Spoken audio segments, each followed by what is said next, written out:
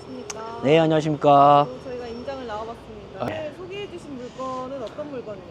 오늘 물건은 바로 뒤에 보이는 백팔동 200이라는 물건이 지분 물건으로 지금 나와 있어가지고 위치상이라든지 여러 가지 봤을 때 좀 빠르게 매도할 수 있는 물건이라고 생각을 해서 수익이 날 수 있는 구조라 생각해서 한번 소개시켜드리려 한번 나와봤습니다. 구로동에 있는 삼성 레미안 아파트고요. 위치는 남구로 7호선 남구로 디지털 단지역과 2호선 대림역에서 도보 가능한 거리에 위치하고 있는 아파트입니다. 비행기 소리가 들려요. 네, 맞아요. 사람들이 김포공항 근처에 있는 부분, 뭐 방화동이나 이런 데서 비행기 소리 많이 들릴 거 생각하는데 그게 아니라 강명 하얀 주공이라든지 목동이라든지 여기도 바로 천 건너가면 바로 강명이기 때문에 이것도 비행기 항로에 있기 때문에 지금 촬영하는데도 불구하고 비행기 소리가 좀 나긴 나요. 이런 하나의 약점도 있긴 있어요. 약점만 있는 약은 아니잖아요, 그죠? 1244 대단지고 그리고 삼성 레미안이에요. 브랜드 아파트이기 때문에 건설회사마다 가지고 있는 장점이 있거든요. 근데 삼성 레미안이 가장 중요하신 건 뭐다? 조경이에요, 조경. 쭉 둘러보시면 조경이 잘 돼 있어요. 여기 지금 가장 큰 장점이 뭐라고 생각하세요? 공간? 사람이 많다. 네. 지금 조금 전에 잠깐 저희가 외부 잠깐 나갔다 왔는데 옆에 바로 구로 디지털 업무지구가 단지가 있다 보니까 사람들이 엄청나게 활발하게, 그죠? 그리고 바로 근처 가면 가산 디지털 단지도 있기 때문에 3대 업무지구에 속하는 이 정도의 부분에 근처에 걸어서 도보로서도 출퇴근할 수 있는 만큼의 직주 근접이다. 그래서 엄청 상권이 활발한 것 같아요. 네, 맞아요. 식당도 많고 카페도 많고. 맞아요. 또 반대로 또 주말 되면 또 조용하겠죠. 퇴근하고 보면 조용한 또 주말을 즐길 수 있고, 아까 말한 것처럼 2호선 대림역과 7호선 구로 디지털 단지 역세권이다 보니까 교통편에도 좀 편하다. 7호선이 강남으로 가기 편하잖아요, 고속터미널까지. 그런 부분도 있다. 이 아파트 바로 옆에 초등학교도 있고 중학교도 있고 도보로 가능할 수 있게끔 초중이 있기 때문에 학군도 나름대로 그냥 괜찮다. 다만 이 지역이 용도 지역이 중공업이다 보니까 주위에 공원이라든지 자연환경 같은 거는 좀 많이가 없어요. 이런 부분은 좀 불편한 점이고, 또 반대로 업무단지가 있다 보니까 편의시설은 괜찮아요. 근처에 구로시장도 있고 그리고 고대 구로병원도 있고 이마트 구로점도 있기 때문에 생활시설은 편하기 때문에 거주하기는 상당히 좋다. 거주하기 좋다기 때문에 단타 매도하시는 매매사업자들은 빨리 매도할 수 있는 좋은 물건이라고 보시면 될 것 같습니다. 어떤 물건이죠? 오늘 볼 물건이? 2분의 1 지분이 나와 있는데 호가로는 지금 한 8억 5천 정도에 올라와 있고, 최근에 실거래가 보면 8억 4천 정도에 나와 있는데 요거에 2분의 1이 나왔어요. 감정가는 4억 2천 5백으로 되어 있기 때문에 대략적으로 감정가는 호가나 실거래가에 비해서 적당하게 감평은 되어 있다. 다만 호수가 낮다 보니까 조금 더 낮아져야 되지 않을까 생각합니다. 2층이다 보니까 이 부분에서 감안을 하셔서 좀 고민을 하셔야 됩니다. 바로 앞에 보시면 바로 여기죠. 한번 살짝만 돌려보시겠어요? 바로 여기입니다. 몇 호예요? 여기입니다. 201호. 너무 다 보인다. 네, 맞아요. 이런 부분도 딱 보실 때 불편한 점이 있겠죠. 그런 걸 다 감안하셔갖고 입찰을 선정해야 됩니다. 또 저희 지분 물건의 특징이 있잖아요. 네. 또 대출이 안 나오죠? 맞아요. 사실은 이런 물건은 저도 이제 실투자로 하는 사람한테 제가 좋아하는 스타일입니다. 변호사님이 좋아하는 네, 스타일이에요? 왜냐하면 적은 금액으로 하면 수익률은 많을 수 있는데 수익금이 작다 보고, 적은 금액이라 해서 일하는 게 적고 많고 이게 다르지 않거든요. 적은 금액이나 큰 금액이나 일하는 건 똑같아요. 근데 수익률은 적은 금액이 많을 수 있지만 수익금은 상당히 상대적으로 좀 내가 만족하는 수익금 못 거둘 수 있거든요. 어차피 한 번 일할 맞아요. 거 돈을 많이 벌고 네. 싶다. 제 수익 방법은 3억을 투자해서 1년에 1억을 버는 게 제 수익 구조이기 때문에 연수익률을, 그러면 이게 지금 4억 2,500인데 요거를 잘해서 3억대 투자해서 대출이 안 나오지만 내도 3억대 투자해서 이렇게 해서 빠르게 좀 하면서 1년 연수익 목표를 제가 원하는 걸로 해서 1년에 한 2번 정도 할 수 있는 제가 좋아하는 물건입니다, 사실은. 현금 3억을 한 물건에 이렇게 투자하는 사람이 많지 않아서 더 싸게 맞지. 살 수 있을 것 같아요. 입자 경쟁률도 그렇게 많지 않고, 서울 수도권의 아파트를 3억대 들어간다는 거는 있을 수가 없잖아요. 지금처럼 역세권 근처고 업무지구 근처인 데서 3억대 아파트가 어디 있어요, 그죠? 기본적으로 10억 가까이 가는 아파트인데 지분이라는 특성이 있으니까 3억대도 들어갈 수 있다. 근데 지분이라서 뭐 다른 건 없거든요. 일반 매매랑 동일하다. 다만 입찰 경쟁률이나 내가 수익률은 일반 물건보다 더 많이 나올 수 있다. 이렇게 장점이라고 보시면 돼요. 한번 가보겠습니다. 가시죠. 네. 200개는 별로 없고 가보시죠. 지금 요거 뭐 공사 중인가? 인테리어 한다고. 이게 무슨 뜻이에요? 인테리어 한다는 소리잖아요. 그러니까 이 살고 있는 사람이 있을 수 있지만 새로 들어오면서 인테리어 할 수 있기 때문에, 그러니까 매매가 좀 되는구나. 여기 보시면 크게 변형된 건 없습니다. 네, 도어라고 봤을 때 기존에 사시는 분들이 지속적으로 뭔가를 하는 것보다는 있는 그대로 살 가능성이 높지 않을까. 딱 봐도 이제 보시시죠, 대부분. 앞에 있는 문은 원래대로 있는 거고, 도어락도 좀 오래된 손때 모양이 보이다 보니까 안에 내부적인 인테리어는 소유자께서 많이 신경을 안 쓰시겠구나 하는 생각하시면 될 것 같아요. 근데 그럼에도 불구하고 지분이다 보니까 우리는 탈출할 수 있는 방법이 여러 가지가 있잖아요. 그런 부분에서 잘 배우셔가지고 공유자리 협상도 잘 하고, 안 되면 뭐 같이 팔든가 아니면 반대로 다른 방법을 사용해서 최대한 수익률을 극대화시킬 수 있게끔 하면 됩니다. 차세대가 먹는 건 계단 볼 수 있나요? 1244세대. 1000세대를 대단지라고 부르고요. 1000세대 이상을. 그리고 500에서 1000세대면 그래도 괜찮다고. 그래서 500 정도 이상이 되는데 1000세대이기 때문에 브랜드 아파트고 그래서 상당히 괜찮습니다. 또 여기가 지하주차장에서 차를 세우고 올라오니까 바로 세대로 올라갈 수 있더라고요. 맞아요. 원래 지하주차장에서 잉창잉창 힘들게 들어와야 되는 그렇잖아요, 원래. 사용 승인 준공에 따라 달라지는데 여기는 2000년 초반이다 보니까 2000년 전에 지은 것들은 지하주차장에서 연결이 안 되고 다시 외부로 나왔다가 맞아요. 걸어가는데 2세대 아파트는 주차장에 바로 연결돼야지. 너무 편한 것 맞습니다. 같아요.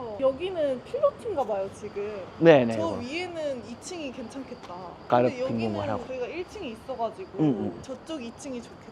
그런 부분도 이제 입찰하실 때 시세를 조사해서 가지고 결론적으로 이제 반영을 하셔서 들어가는 게 이제 투자자들이 마지막에 가져야 되는 이제 마음가짐인 거죠. 상당히 수풀이 좀 무거워져 있고 그죠? 조경원을 가꾸겠다고 생각하시면 돼. 나름대로 관리가 되는 아파트고 여러 가지 장점이 있다 보니까 분명히 단점도 있어요. 근데 장점이 있다 보니까 중요한 거는 저희가 대부분 사람들이 요즘에 뭐 미래가치 투자해서 장기간 하는 건 아니잖아요. 빠르게 빨리 단타로 하는 사람들이 거의 대부분이 경매의 목적이기 때문에 가장 중요한 건 팔릴 수 있는 물건을 사는 거예요. 이것저것 수익률 많고 이것도 좋지만 팔려야 수익률이 계산할 수 있잖아요. 팔릴 걸 네, 사요. 팔릴 걸 사야지. 팔리고 나야지 뭐 수익률이 들어오는 거지. 팔리지도 않고 수익률을 많다고 해서 사갖고 있으면 어떻게 돼요? 언제 팔릴지도 모르는데 계속 마음 가림을 하고 있으니까 팔릴 수 있는 물건인지를 가장 중요한 게 보는 게 투자자들이 가져야 될 첫 번째 안목이라고 보시면 돼요. 또 지분 물건은 스토리를 잘 파악해야 된다고 배웠는데 또 2분의 1 지분이다 보니까 어떤 스토리가 있는지 그리고 그에 따른 전략, 어떤 전략이 있을지 등기부등본을 좀 살펴보셔야 되는데 이제 보통의 스토리는 뭐냐면 등기부등본에 보셨을 때 2분의 1 정도 나왔을 때는 가장 기본적인 스토리는 뭐냐면 대부분이 부부끼리 2분의 1씩 공동명의로 세금 문제 때문에 사실 때부터 이제 2분의 1을 가지고 있다가 나중에 이제 서로 트러블이 생긴다든지 이혼이라든지 어떤 이유 때문에 이제 서로 각자 자기 길을 가면서 안타깝지만 가장 좋은 건 서로 협의를 봐서 파는 게 좋거든요.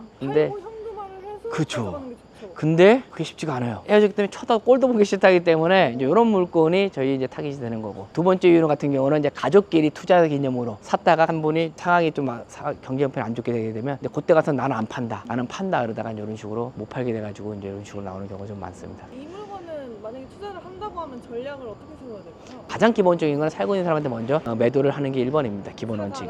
사가라. 안 사간다. 트러블이 생겨서 안 사게 되면 공유분할 소송을 통해서 협상을 통해서 다 같이 파는 게 마지막인 거고 그게 아니라 여기 나름대로 가치가 있다고 판단된다면 저희가 나머지까지도 매수를 해서 하나로 만들어서 파는 방법이 있습니다. 이제 그런 부분은 저희 이제 수업 들어오면 마지막 협상 부분은 저랑 같이 끝날 때까지 피드백을 들어가면서 하는 거기 때문에 그때부터 상황에 따라 다 달라요. 그래서 거기서 계속 맞춤식으로 최고의 수익률을 얻기 위해서 계속 이제 피드백을 하고 있습니다. 낙찰 받으면 또 매도할 때까지 협상 도와주시나요? 네, 당연하죠. 도와주시죠. 본인들이 연락을 안 하면 안 도와주지만 본인들이 연락을 하면 본인들이 연락 안 하는데 제가 뭐 할 수는 없잖아요. 본인들이 언제든 연락하면 매도할 때까지 계속 피드백 드립니다. 자, 여기 한번 근처 한번 돌아볼까요? 날씨가 너무 좋아요. 그러니까 인상하기 딱 좋은 임장하기 딱 좋은 날씨인데 여기 주변에 학교는 있어요? 초등학교 바로 옆에 있습니다. 도보로 한 뭐 5분 이내로 갈 수 있는 초등학교 있어서 사실은 제가 건너에 있는 두산 이불을 지분으로 했다가 매도한 경험이 있기 때문에 아 그래요? 여기 바로 앞에 미부 있는 거? 네 맞습니다. 우와. 이렇게 주차할 수 있는 지상이 몇 개 있죠. 저 뒤쪽으로. 2000년대 초반은 대부분 지상하고 지하랑 같이 있는 거라서 원래 세대수가 많으면 주차공간도 좀 더 여유롭나요? 주택법에 따라서 아파트 질 때 19세대 이상이 질 때는 주택법이 좀 여유로운 규정이 있기 때문에 지금 짓는 거는 더 넓죠.